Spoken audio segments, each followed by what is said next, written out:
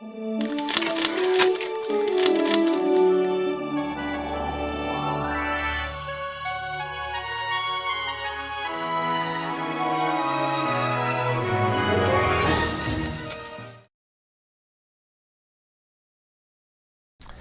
let me preface my response by telling a little story about a famous music teacher at Juilliard School of Music. Her name was Dorothy DeLay.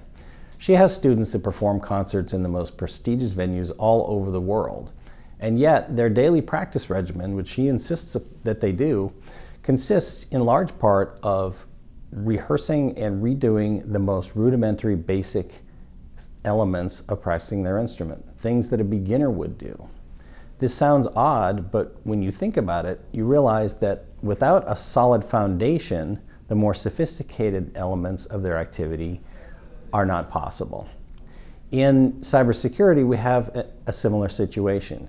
If the foundation of your information technology management and your cybersecurity program are not in place, the fancier technologies, the advanced threat protection, all the new stuff that's coming out, aren't going to help you much. So I'm going to speak primarily about some of the more basic and rudimentary things which one might assume were being conducted in federal agencies and private industry, but surprisingly are neglected quite often.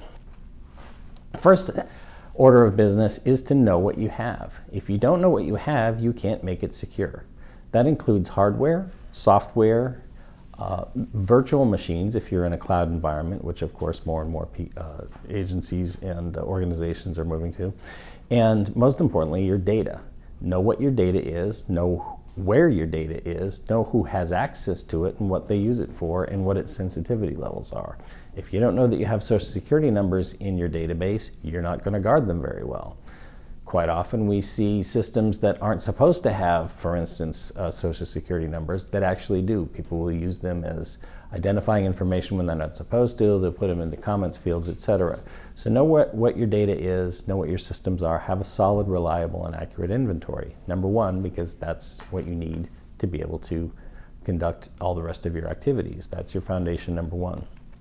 Number two, make sure that people with privileges, especially administrative privileges, God privileges, as they're sometimes called, are at a minimum. It's the time-honored principle in cybersecurity of least privilege. Make sure that the people who need this access are as small a number as possible and that their access is truly necessary, and review that on a regular basis. Has a system administrator's responsibilities changed? Has their position changed? Have they moved on?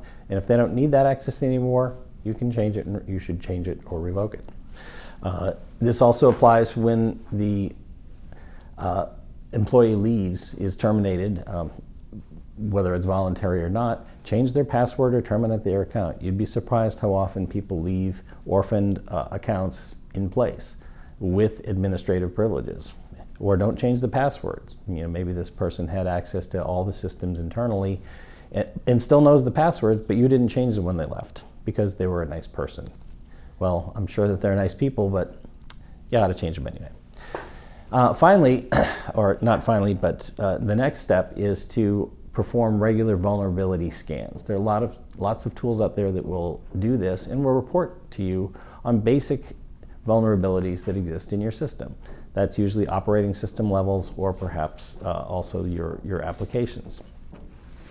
Once those scans are done, though, don't let them sit idle, as all too many places do. Take action on what they report. Identify false positives, of course, but quite often they won't be false positives. They'll be real issues, and perform your patching. Patch the operating system. Patch against those vulnerabilities that are well known, that hackers will use by preference over a new vulnerability, which takes a lot of their time and effort to develop. Finally, the next phase, or the next foundational element, is to use encryption. Encryption is one of the strongest tools available in cybersecurity, and it's relatively simple to encrypt data in transit using SSL, or more properly TLS. Also use encryption for data at rest. If the data that Edward Snowden had been encrypted, if Edward Snowden exfiltrated had been encrypted, he wouldn't have been able to make much use of it. It would have been gobbledygook. Similar situation with other recent breaches in both private and public sector. If that data had been encrypted, even if someone had gotten to it, they would have also had to steal the keys, which allows that data to be unencrypted. May not have prevented the hack altogether, but it would have been yet another tripwire to prevent them from stealing the data. Well, there are a lot of tools to allow agencies to build these foundations, to build a strong cybersecurity posture, a strong cybersecurity